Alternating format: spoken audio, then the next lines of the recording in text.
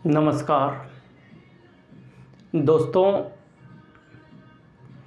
आज जब टीवी हम लोग खोलते हैं तो हर वो चीज़ दिखाई देती है जिसमें कोई बीजेपी को गाली दे रहा है, कोई आम आदमी पार्टी को गाली दे रहा है, कोई कांग्रेस पार्टी को गाली दे रहा है। और हम दर्शक के रूप में कभी बीजेपी से खड़ा हो जाते हैं कि हाँ जी, आम आदमी पार्टी तो गंदा और गलत पार्टी है। कभी हम आम आदमी पार्टी की तरफ से खड़ा हो जाते हैं कि जी बीजेपी तो गंदी पार्टी है। ये ठीक है कि दोनों राजनीतिक पार्टियां गंदी है, लेकिन एक दूसरे को गंदा बोलने के समय में हम ये भूल जाते हैं कि हम क्या चाहते हैं इस चुनाव से। क्या इस देश की 90% आबादी SC ST OBC माइनॉरिटी को बीजेपी कभी बात करती है या बीजेपी की प्रवक्ता कभी मंच से ये बात करते हैं कि हम जब सरकार में आएंगे? मोदी जी ने कहा कि हम OBC के बेटा हैं, कभी उन्होंने कहा कि हम अति पिछड़े का बेटा हैं। ठीक है, आप सब कुछ हैं, तो क्या जब आप अति पिछड़े हैं तो 90% SC ST OBC को आपने मंत्रालय के सेक्रेटरी रखा? क्या आपने सांसद में 90% सांसद SC ST OBC को बनाया? क्या आपने राज्यसभा जिन लोगों को भेजा उसमें से 90% लोग SC ST OBC के लोग हैं? क्या आपने 90% गवर्नर SC ST OBC के लोगों को बनाया? या अन्य जगहों पर जहां सरकारें लोगों को नॉमिनेट करती है उन जगहों पर 90% SC ST OBC के लोगों को रखा गया? नहीं रखा गया। इसका मतलब है कि बीजेपी हमारी राजनीतिक पार्टी नहीं है। जिसको रखा गया वो उसकी राजनीतिक पार्टी है। अब मैं बताता हूं किसको रखा गया। 10% वालों को, बीजेपी को जो लोग वोट करते हैं, 10% वाले लोग जो पहले से मजबूत हैं, ताकतवर हैं, बलशाली हैं, आर्थिक रूप से, शैक्षिक रूप से, जिन लोगों ने 90% आबादी SC ST OBC माइनॉरिटी के लोगों को पढ़ने का अधिकार नहीं दिया, उन लोगों के लिए बीजेपी काम करती है और उनको ही 90% सेक्रेटरी रखती है। राज्यसभा में जिनको भी नॉमिनेट करती है 90% उन्हीं लोगों को नॉमिनेट करती है।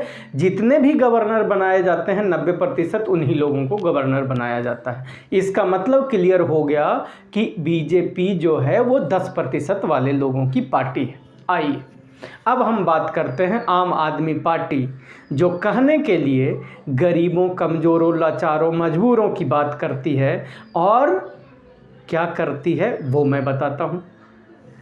क्या बीजेपी ने जो उसका बजट है 76,000 करोड़ दिल्ली का बजट है, उसमें से 90% बजट उसने SC ST OBC के ऊपर खर्च किए? नहीं किए।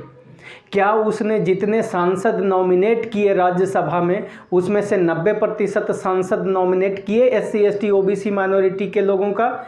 एक भी नॉमिनेट नहीं किया, आपको बता दूं। इसका मतलब वो भी हमारी राजनीतिक पार्टी नहीं। क्या जितने भी लोग जिनको कि अलग अलग पदों पर एडवाइज़र के रूप में अलग अलग मंत्रालयों में नियुक्त किया, जिसमें 2-2 लाख तक की सैलरी मिली, उन पदों पर 90% SC ST OBC माइनॉरिटी के लोगों को नॉमिनेट किया? नहीं किया। और क्या बताऊं, जितने भी ठेकेदारी आम आदमी पार्टी ने दिल्ली में दिया उसमें से 90% ठेकेदार SC ST OBC को बनाया? नहीं बनाया। इसका मतलब क्या हुआ कि आम आदमी पार्टी भी उन्हीं 10% लोगों को फ़ायदा पहुंचाने के लिए काम करती है जिसके लिए बीजेपी काम करती है।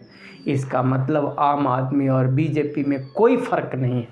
तब मैं आप लोगों को अंत में बस इतना कहना चाहता हूं कि आप समझो, और आज के बाद कोई भी व्यक्ति जो SC ST OBC माइनॉरिटी यानी 90% वाले से बिलोंग करता है और वो SC ST OBC माइनॉरिटी के लोगों के बारे में ये कहता है कि जितनी भी सरकारी संस्थाएं, सरकारी व्यवस्थाएं, सरकारी पैसा, उस पर 90% अधिकार, चाहे नौकरी हो, रोजगार हो, ठेकेदारी हो, उस पर 90% हिस्सेदारी और अधिकार 90% वालों का है, यानी SC ST OBC minority diamond परिवार के लोगों का है, उसको वोट देना, भले ही वो निर्दलीय क्यों ना खड़ा हो जाए।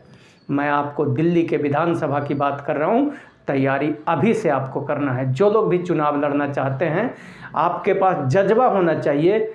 काउंसलर और विधायक बनाने की जिम्मेदारी हमारी टीम की होगी। जय भारत, जय संविधान, जय डायमंड परिवार।